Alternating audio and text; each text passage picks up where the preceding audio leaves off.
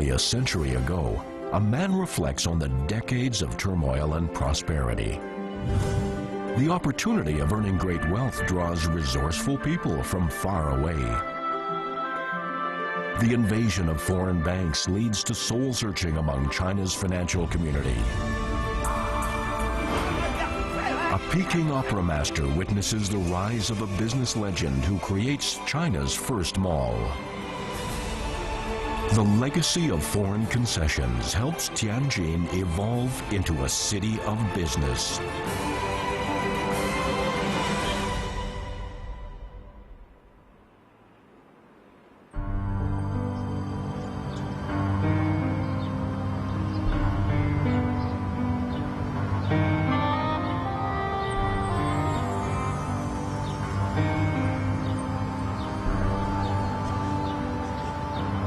Li Zhonghan was born in Tianjin in 1920. His memories of life in the city cover 94 years. As he draws closer to becoming a centenarian, he reflects on the history of the street he grew up on.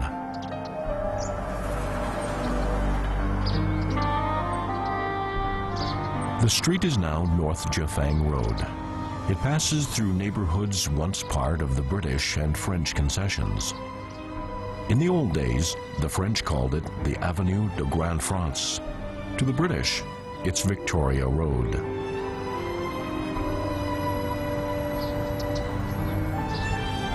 This is where the first foreign concession was located in Tianjin. It was a shipping and trading hub of the Hai River. In its day, this more than 2-kilometer-long street was home to more than 60 Chinese and foreign banks, firms, and shops. The scale and density of the buildings was unique in China. Using bricks, stone, clay, and wood, colonial officials and companies built edifices of various styles. The lintels and columns display different expressions. Number 157 on North Jiefang Road boasts an impressive past. Jardine Matheson, at one time the #1 foreign firm in China, established itself here over a century ago. As one of Britain's biggest consortiums in the Far East, Jardine Matheson dominates many industries, including commerce, shipping, warehousing, and manufacturing.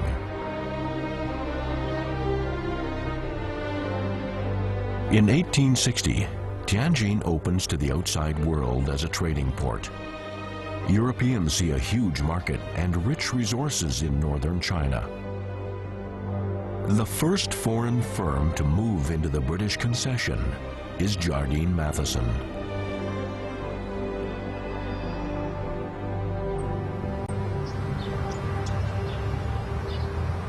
Li Zhonghan was only 19 when he first entered the offices of Jardine Matheson.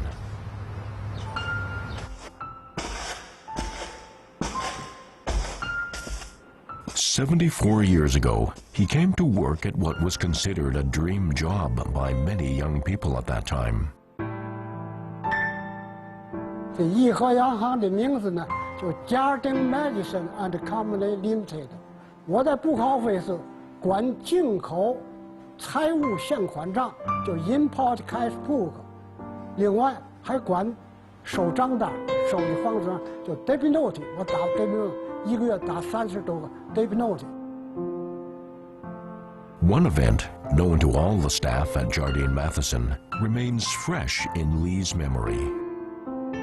这就是轮船部，轮船部的经理叫梁惠武，他是大买办梁延庆的大儿子。到这儿以后，就叫人给绑了，绑票以后就是个大案件，天津市报纸上铺天盖地都在报道这个事儿。 The kidnapping shocks Tianjin in the 1930s. The director of Tianjin Public Security Bureau handles the case personally. But it ends with the death of the victim and no clues as to who is responsible.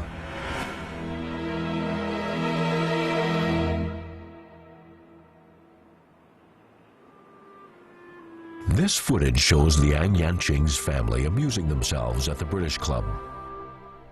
The gray-haired man is Liang Yanqing. Movie cameras are luxuries, and it's rare for private family life to be filmed. The kidnapping takes place 6 months later.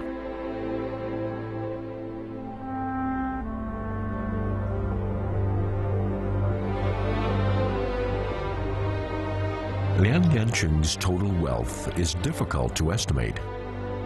His stock and bond portfolio alone is worth more than $160 million in today's currency. And this is only one component of his wealth.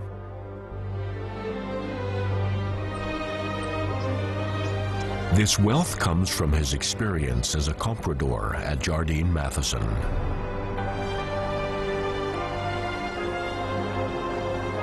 In 1861, a British merchant ship docks at the west bank of the High River. It's the first time Jardine Matheson lands at this promising spot. The company hopes to exchange a boatload of foreign goods for silver. 在西方商人看来啊，天津开埠就意味着中国北方的市场大门打开了。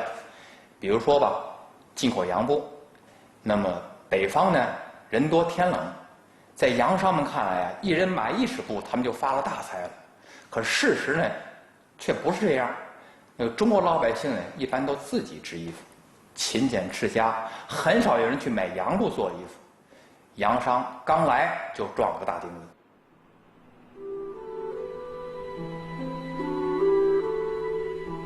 There is also the inconvenience of exchanging currencies, language barriers, different ways of doing business, and other problems plaguing the foreign traders.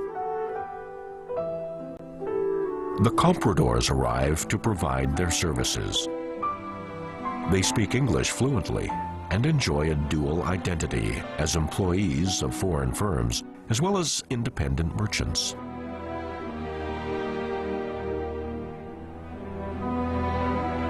They originated in the period when Guangzhou was the only trading port in China. As new ports open, these entrepreneurs follow. Liang Yanqing is one of them. 洋行啊与买办之间呢，实行的是大承包制。什么是大承包制呢？比如说吧，这个不论是进口的洋货和出口的土货，只要它到了中国市场这一块，风险 完全由买办来承担。如果生意成功了，那买办就可以得到可观的佣金；生意失败了，那么洋行就要扣除买办的抵押的保证金。 The contracting out system is used by the foreign firms to reduce risk. But to the compradors, risk means profit. They seek profit in the price differences. This is the secret of Liang Yanqing's great wealth.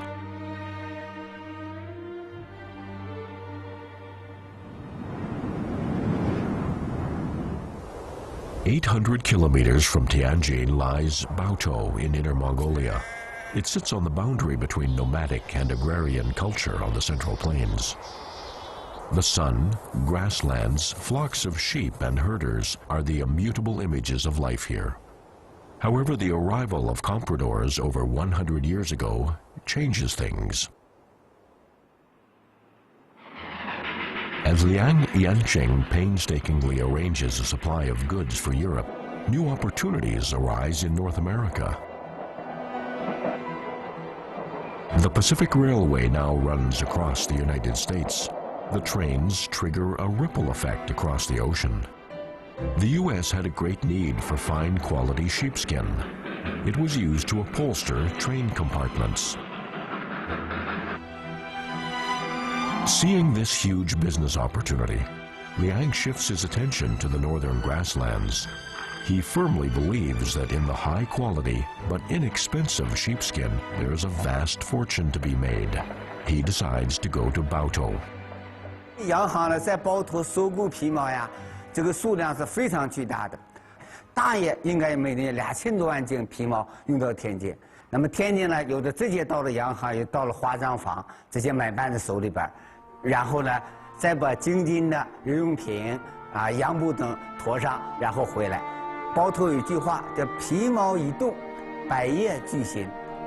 The rise of compradors changes things in many ways. Within a few years, Baotou becomes a key trading city and a distribution center for animal products from northwestern China.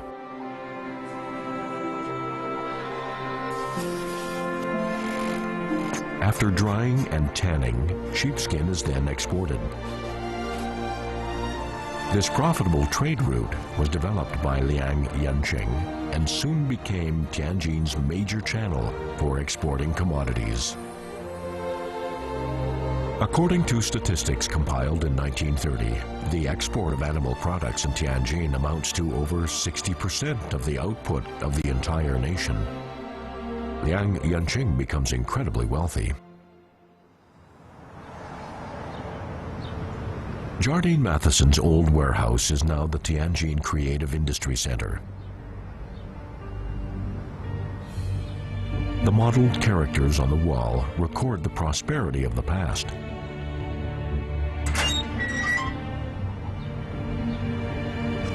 In 1939, many foreign firms bloomed in Tianjin, and Jardine Matheson was the leader of them all. 澳大利亚产面粉最多，甜瓜的面粉那时候不都是甜瓜的，成本1块钱一袋，50斤的1块钱一袋，到我这儿卖2块钱，赚多少钱？一船30万袋，那时候30万呢，1万块钱买一所养老，你说这30万多少钱？ Jardine Matheson's success in Tianjin attracted competitors. Jardine Matheson was well established in Tianjin when another British firm claimed its place along the same street. It set up shop a mere 300 meters from Jardine Matheson. This building is all that's left in Tianjin of John Swire and Sons.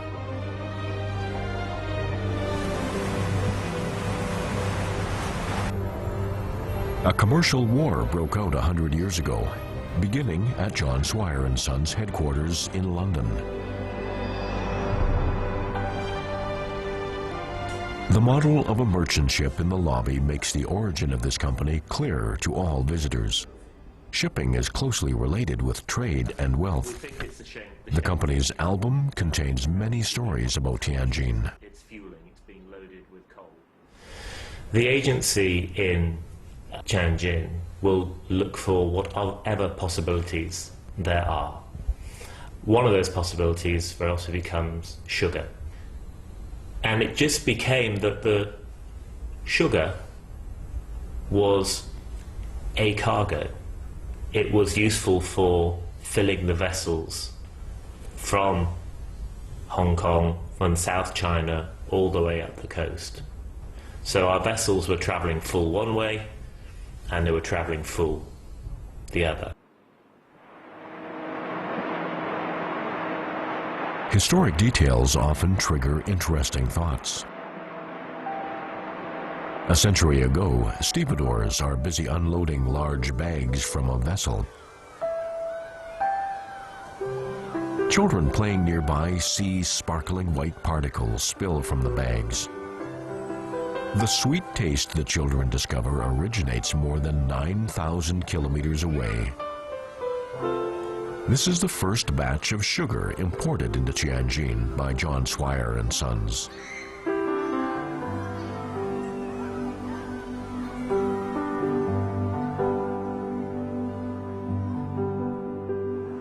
John Swire and Sons and Jardine Matheson are competitors for years.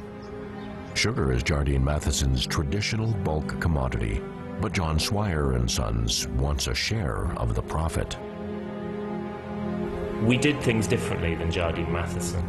We kept ownership of the sugar until it was sold. The sugar would be shipped to Tianjin, it would then be moved onwards inland, it would go to the retailers, to the distributors, to the grocers, to the shopkeepers. Zhong Yizhe is a colleague of Liang Yanqing. He's a junior comprador. He travels all over China to develop sales channels for Swire sugar. He looks for retail outlets and checks inventories. This 20-year-old man seeks the kind of success Liang Yanqing has achieved. He's got a keen eye for a good opportunity. The trade in sugar is a commercial war. The two foreign firms compete vigorously with each other. After a few years, however, Jardine Matheson concedes defeat. Swire takes over the entire market for sugar in northern China.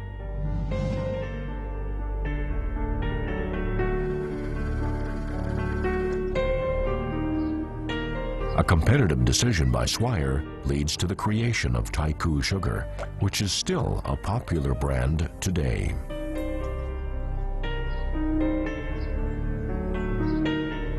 Imports of Taikoo sugar do more than just sweeten confections. Tianjin begins to share the rewards of industrial civilization along with the major cities of other nations. The High River has narrow channels and serious problems from the buildup of silt, but the waterway is good for salt and grain transportation. A few years after Tianjin opens as a trading port, foreign merchant ships begin arriving in great numbers. They create hustle and bustle on the river. During the peak season, ships crowd the shipping lanes, leading to disputes and conflict. This turmoil is observed by Zhang Yuzhe, a man with huge aspirations and great determination. The river was narrow, and anything larger than 300 feet long couldn't turn in the river. Here is one of our vessels called the Pouting, and this vessel is turning. It was quite a complicated. If you got out of, if it went more than that, then there was a chance that the vessel could get stuck and block the river. Zhang finds the opportunity he is looking for. He suggests to Swire that smaller ships be built, and his recommendation is adopted.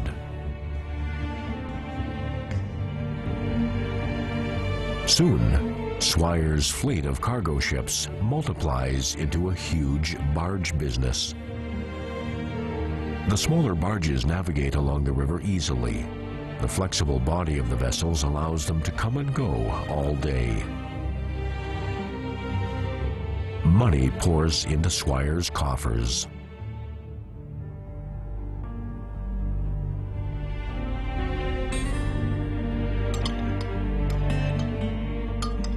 This profit leads to Zhang being promoted in 1887 to chief comprador of Swire's Tianjin branch.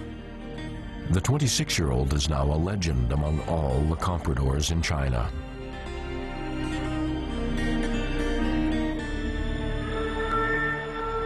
Such scenes are typical on the High River in the 19th century. Cargo piles up at the docks, and the flags of several countries are seen along the river. Between 1880 and 1900, the total volume of trade in Tianjin is approximately $30 billion in today's money. Behind this extraordinary figure is the power of capital and economic transformation. This city, once a fortress protecting the imperial capital, is now the trading center for northern China.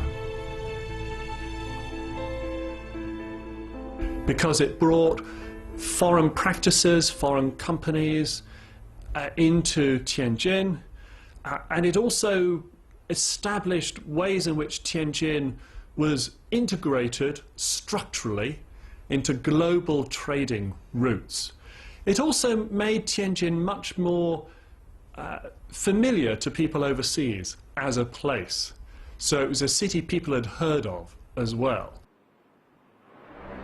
International trade not only brings great prosperity, but also financial trouble. The huge amount of capital turnover and exchange has an impact on the old-style Chinese private banks and money shops. There is the threat of a serious deadlock.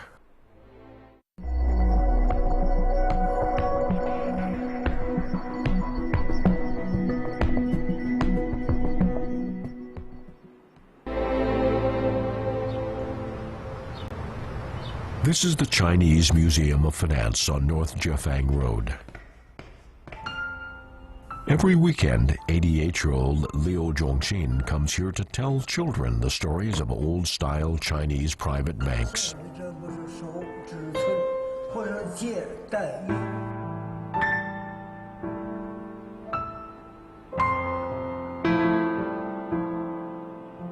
At the age of 14, Liu took a job in a private bank.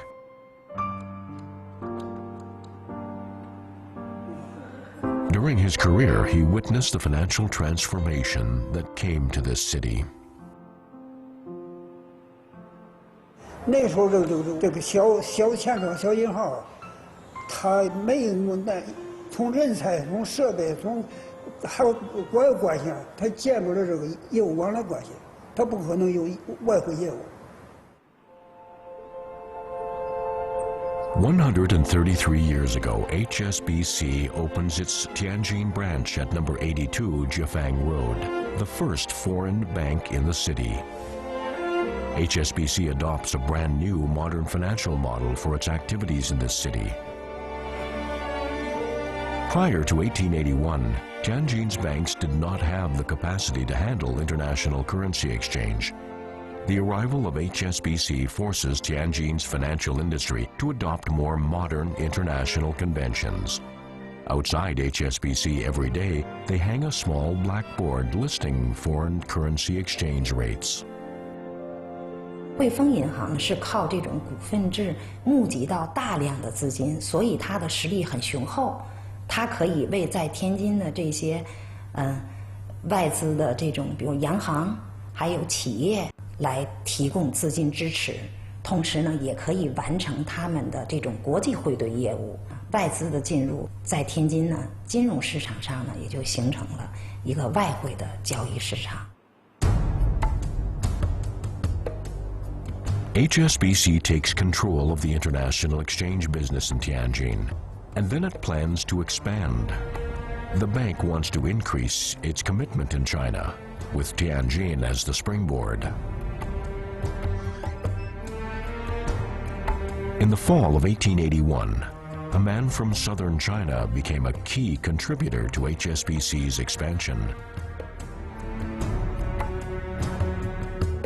Wu Tiaoqing arrives from Shanghai to become the chief comprador of HSBC in Tianjin. At that time, the self-strengthening movement is growing and increasingly in urgent need of funds. Wu was a friend of Governor Li Hongzhang, and the latter holds Wu in high regard. This helps HSBC obtain lending authority in the early days of China's railway construction. 吴调卿来到了天津汇丰之后，积极地打开局面。从清政府到北洋政府，汇丰总共给中国政府提供了78笔贷款，累计金额达到了3亿3千多两。那么中国政府呢，则把这个关税和盐税作为贷款抵押，落到了汇丰银行手里。 On the recommendation of Li Hongzhang, Wu becomes chief comprador of the general office of the Tianjin Shanhaiguan Railway. Wu's dual identity as a comprador and a government official allows him to promote railway construction in China while helping the British make big money.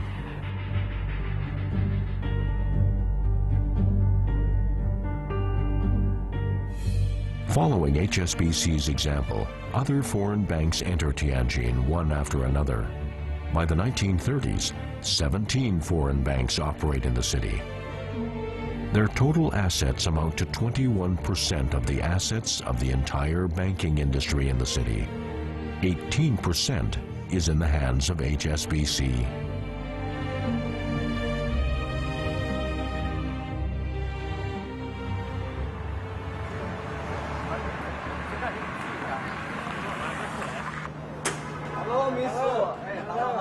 Beatrice Hunt returns to Tianjin from New Zealand with her children after an absence of 65 years.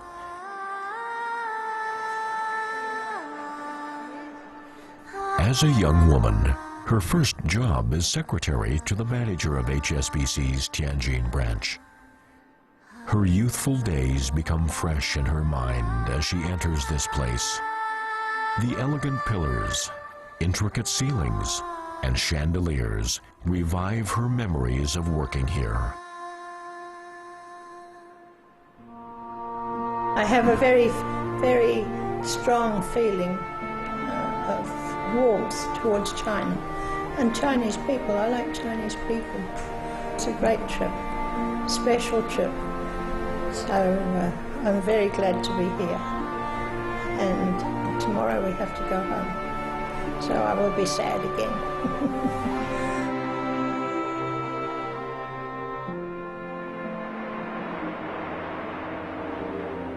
Tianjin attracts people from various countries. In the 1920s, the 1 million strong population of Tianjin includes more than 10,000 foreign residents. Many are legendary gold seekers.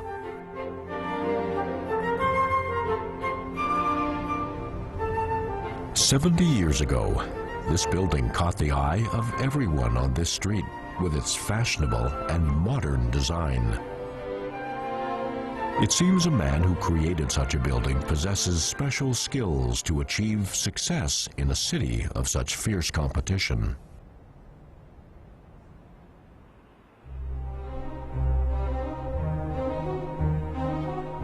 The man in the ad is the creator of the famous Leopold building, Marcel Leopold. When he arrives in Tianjin, he's penniless. He wanders along this street in search of opportunity. 李亚普这人很会经营。1928年，他办了一个很小的丽华洋行，凭借着他的瑞士护照，对外宣称呢，经营钟表，兼营珠宝，而且他雇了2个白鳄给他充门面。可实际上在后边干活的却是一位中国工匠。就依靠这个洋行，他赚到了第1桶金。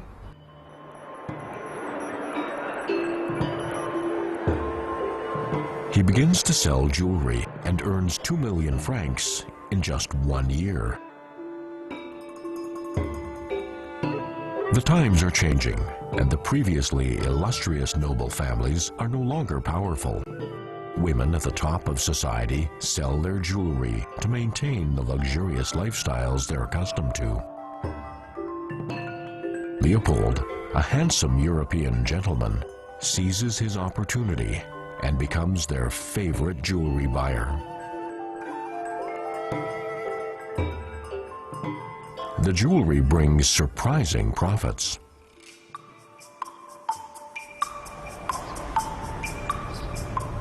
Leopold's ambition grows with his thriving business.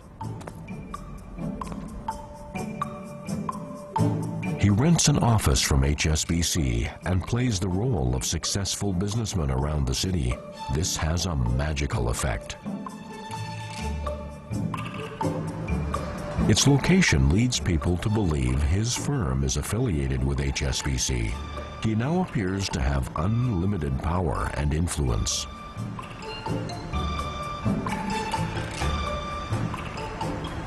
Business snowballs.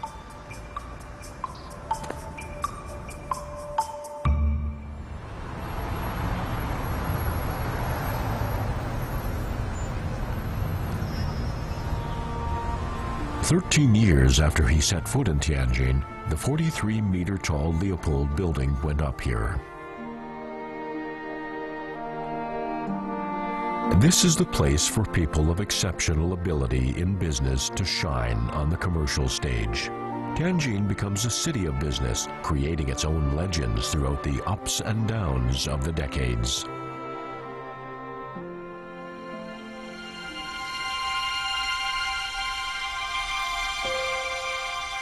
As time passes and more foreign banks open in Tianjin, people wonder about the future of the Chinese financial industry.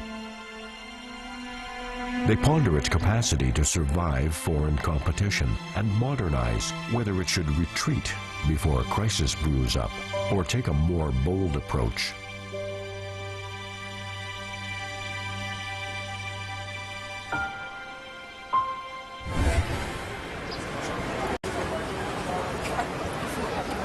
People like to get to the antique market on Shenyang Road before sunrise. Every Thursday, collector Li Gang comes here to try his luck. A unique bank check catches his interest. 当时啊，看到这个东西时，我心情砰砰直跳。就是这个东西，大家都知道北四行，可北四行出现在同一张支票上，这还是很少见的。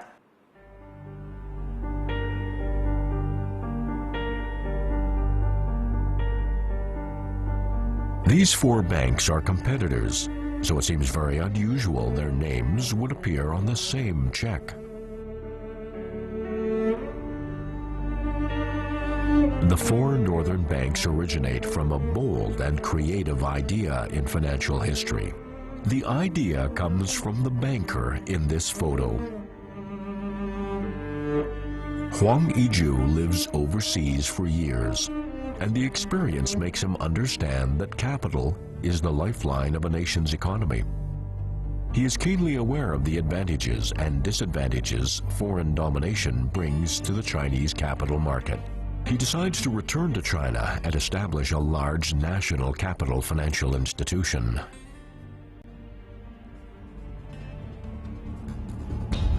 At about that time, the First World War begins, and European powers are too busy to focus on their affairs in China. Dramatic changes are happening throughout the world. Wang seizes this chance to reshuffle things in his favor. He establishes the China and South Sea Bank in Shanghai. He soon opens a branch in Tianjin. Business, currency circulation, and the issuance of banknotes are the goals of many banks. His identity as an overseas Chinese gives Huang the chance to ask for permission to print banknotes. This leads to the emergence of China and South Sea Bank bonds. But Huang has mixed feelings about them. 发行货币，一方面呢，它可以扩大银行拥有的货币量；另外一方面呢，还可以扩大银行的影响力。但是呢，一旦货币的发行数量大大超过它的 货币准备金，那么呢，对银行的存在就会有风险。 Competing against well-funded foreign banks makes it difficult for Chinese banks to make a breakthrough.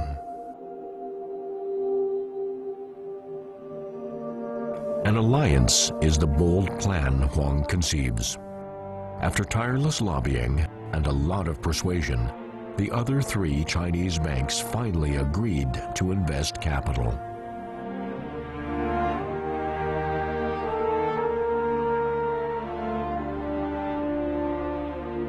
A savings society called Four Northern Banks is established in Tianjin. The first action of the Four Northern Banks is extraordinary. Every week, information about the financial strength of the savings society is published in newspapers. This helps build its reputation. The alliance gives the banks the financial power to face foreign competition. Despite encountering 3 financial storms, the 4 northern banks remain firm and unshakable. They become even stronger after each setback.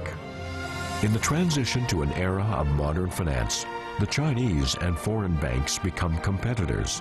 The financial center of northern China is finally taking shape.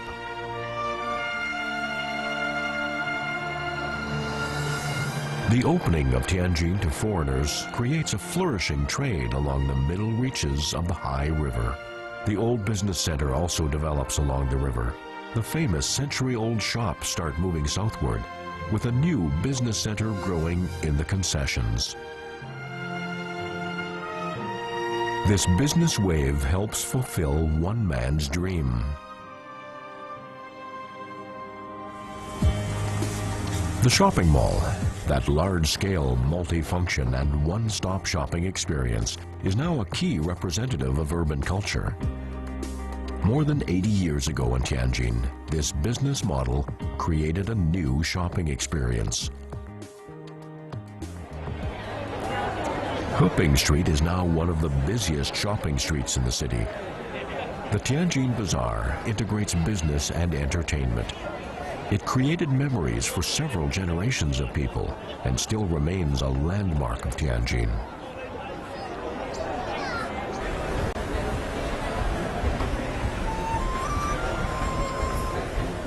The magic mirrors in the market date back over 80 years.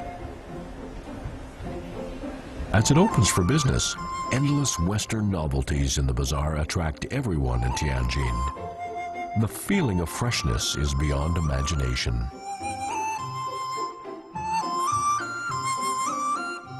It's not only a place for shopping, but also for fun and amusement.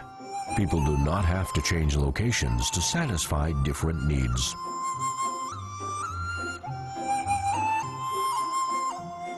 The man who created this bazaar is Gao Xingqiao. In his early years, Gao works hard, earns the recognition of his German boss, and is promoted to sales manager. He becomes a comprador and makes his first fortune.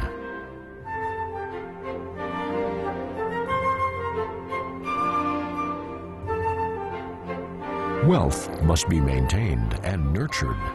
Gao invests in building shopping malls.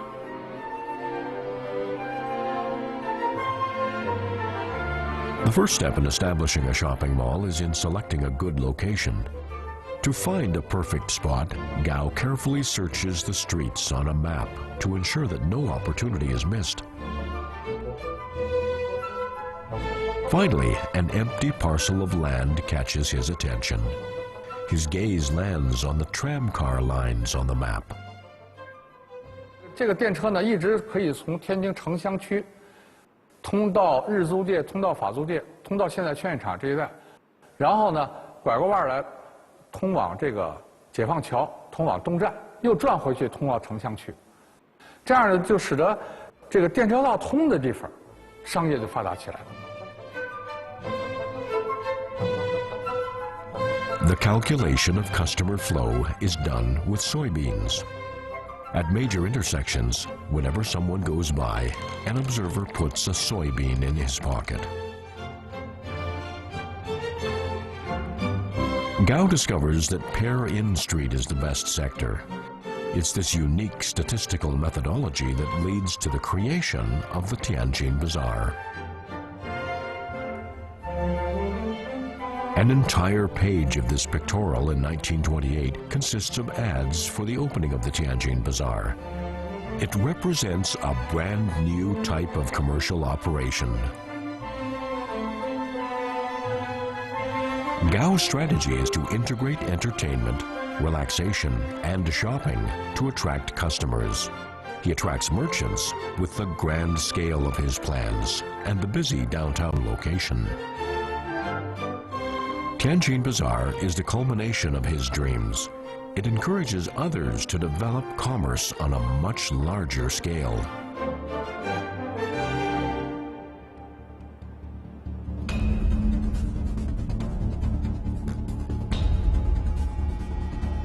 Not far from the bazaar, one shopping mall in the French concession, Tianjin, feels the threat.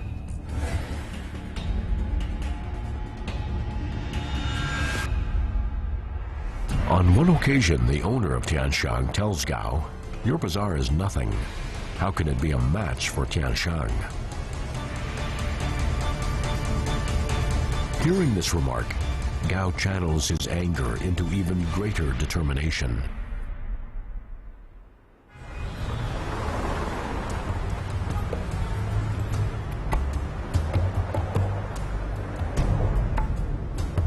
In the world of business, competition never stops.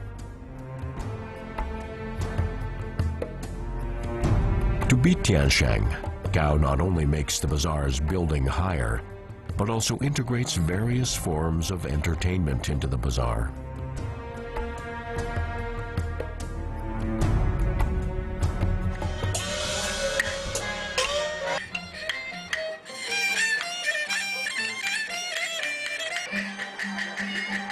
Over a span of 86 years, Tianjin Grand Theater in the Bazaar never closes.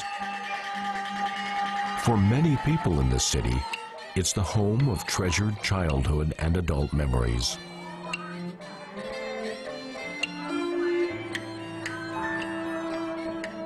In its prime, the stage attracted flocks of theatergoers, just as concerts today draw crowds of young people.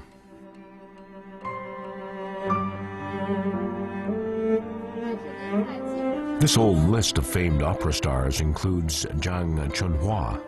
Zhang is now a 90-year-old Peking opera master. This old man has stories to tell of his 50 years of performing on the stage of this grand theater. One time, they even adapt the story of Robin Hood into a Peking opera and stage it at the theater. 哎呀，那不得那个红的不得，那是电影啊！看美国片啊，看完了你看京戏，那个马，那骑着一匹白马，那个没有到现在哪个台上跑真马，就是天花镜盖了帽了。Gao racks his brains to find ways to stimulate audience attendance and comes up with surprising ideas, unconventional content, and other innovations.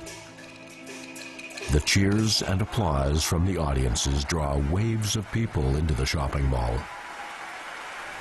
高兴桥他晚上到后台来，坐在5楼化妆室，他椅子往那一坐，谁是上去洗脸，叫他一声爷爷。这个时候，从前台5楼来一个茶访，他来干什么？他就向高兴桥报告一句：明天包厢没了，24个箱没了，那就是整个的天花井楼上楼下全满。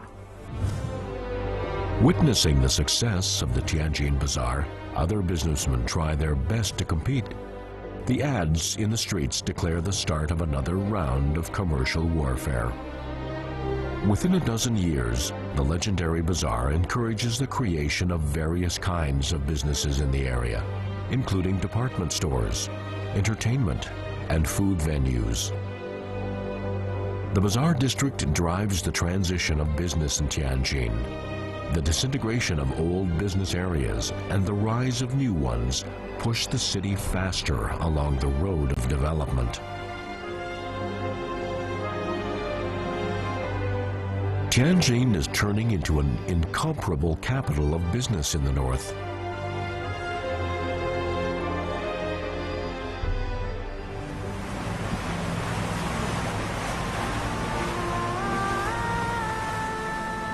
As Hai River winds through the city of Tianjin, it witnesses a city constantly creating new stories.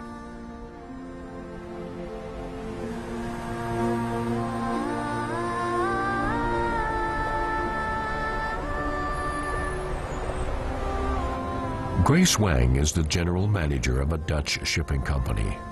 She's in charge of the company's business in northern China. Every day, her drive to work is like passing through a gallery of time. This river is a witness to a century of the commercial and trade history of Tianjin. Dagu Port was once coveted by colonial powers in the 19th century. Now it's flourishing as northern China's biggest seaport. Here at the port of Tianjin, the sunshine is especially bright and warm. Wang arrives early. She is here to host the maiden voyage ceremony for the company's brand new 40,000-ton cargo vessel, the Nile Dutch Breda. The crew of this vessel are from different countries and, perhaps, they do not fully understand why this harbor is the home port. But it's clear that Tianjin will be their second home.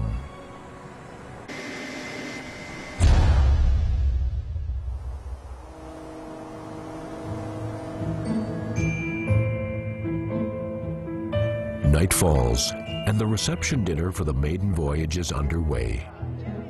The Astor Hotel, built in 1863, still displays its elegance and magnificence. Grace Wang walks through the well-lit banquet hall as the company's impressive new vessel is on its way to far-off Africa.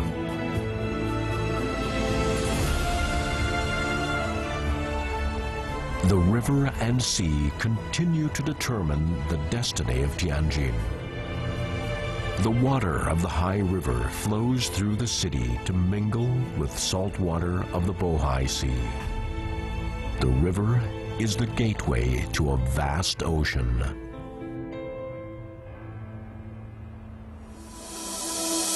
Over a century ago, a court in London hears the details of a conspiracy to take over a Chinese mine. A young Chinese chemist ends a technological blockade and helps create a new industrial age. A man with a dream of building a new future for his country starts down the road to success in a small textile factory.